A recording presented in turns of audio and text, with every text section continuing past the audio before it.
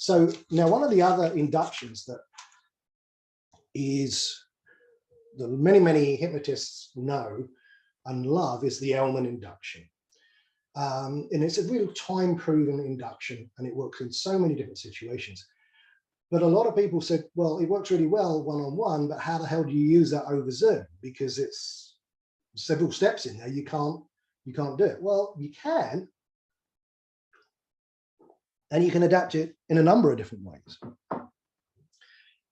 Now, one of the main problems that people have when they're doing the Elman Induction in any situation is that the first one is the eyelid catalepsy, the small muscle catalepsy.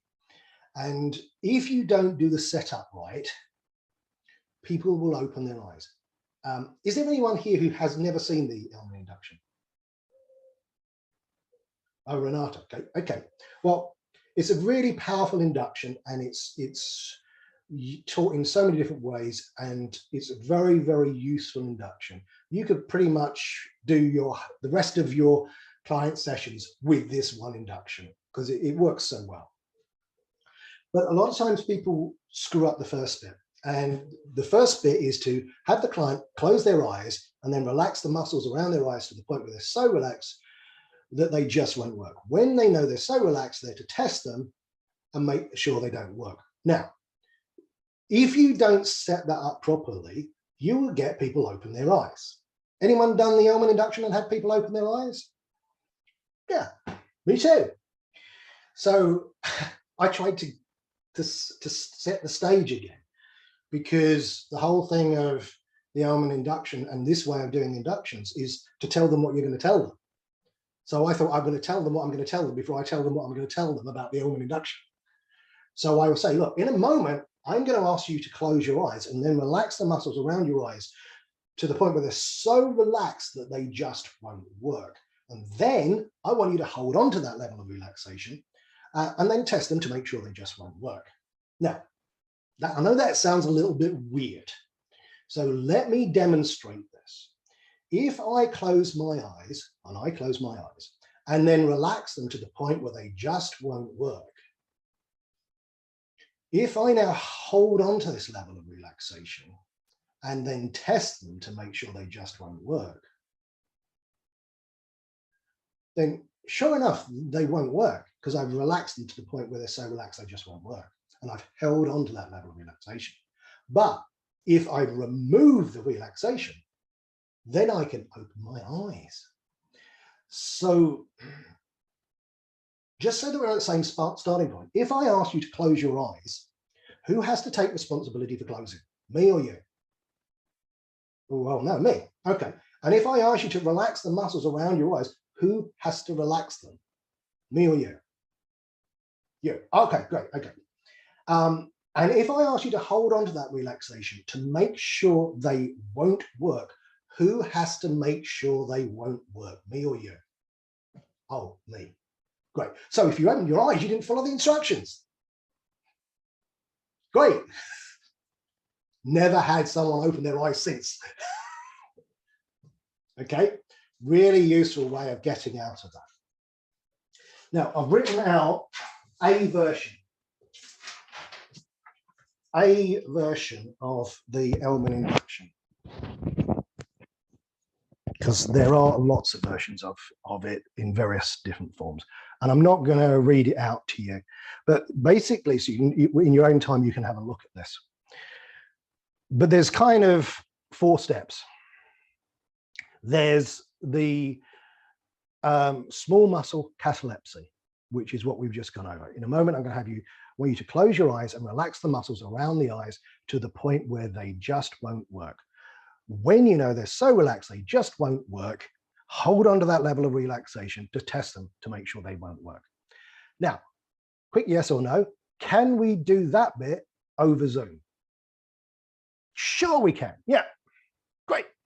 Then there's a brief deepener. Okay, just allow that feeling of relaxation to flow down from the top of your head down to the tips of your toes. Can we do that over Zoom? Yeah. So we do a brief deepener. Then we've got the fractionation. Okay, in a moment, I'm gonna have you open and then close your eyes. When you close your eyes, I want you to double the amount of relaxation you now have. Now, can we do that over Zoom? Yeah. What you could have a little bit of an issue with is when they open their eyes, them then looking all over the room. Because traditionally, if you're doing the Elman induction in the way it was originally designed, you have your hand in front of their face. So as they open their eyes, you go and just close the eyes. So then they're not looking at all the distractions. So first, I would suggest to them that, okay, I want you to look at that green spot. Okay. And in a moment, I'm going to have you open your eyes and I want you to focus on that green spot. And then I'm going to ask you to close your eyes again. So when you open your eyes, just focus on that green spot and then close your eyes. We now got them to be focused. We don't want them opening their eyes and going. So we just get them to do that. So we can easily have them, okay, in a moment, I'm going to have you open and close your eyes. Just focus on that green spot. As you close your eyes, go 10 times deeper. Yeah, does that make sense? So we can easily do that. So now we've got the fractionation ×3. But then it moves on to the large muscle catalepsy. So in the traditional induction is in a moment, I'm going to lift your wrist just a few inches and drop it. And it'll let me know if you've been able to follow my instructions up to this point. And of course, if you have, then the hand arm will just be as loose and limp as a wet dishcloth. So when I release it, it just plops down like that. Now, can we do that over Zoom? Nope. I've tried. Reach through the lens. That's the problem. But all we need to do is large muscle catalepsy. That's all we need to do. So instead of doing it that way, say in a moment, I want you to lift your right hand up about head level, eye level. And then what I want you to do is I want you to squeeze your hand into a fist.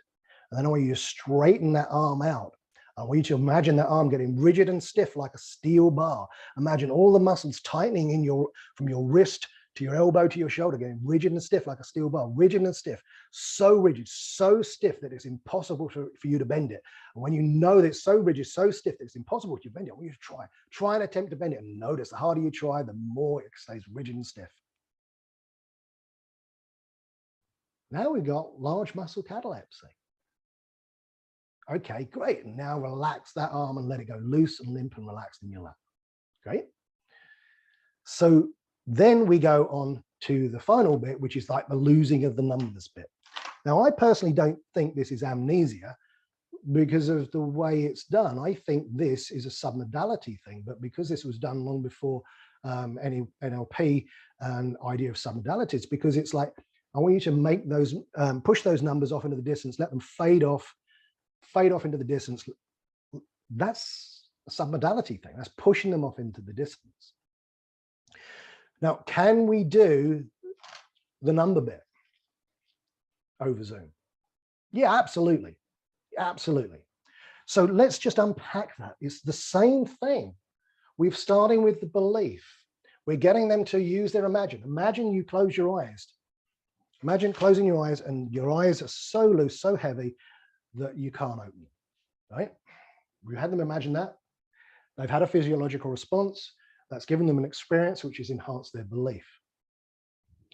So the small muscle catalepsy is one round through that. Then we'd have them just imagine a wave of relaxation flowing down from the top of your head down to the tips of your toes. We've then done the fractionation, go even deeper. Every time they do that and they imagine themselves going even deeper, we've got another cycle through because they can feel the relaxation. And then we go for the large muscle catalepsy. We're going through it again. They're using imagination. Imagine their arms rigid and stiff like a steel bar, changing their physiology, gives them an experience, enhances the belief.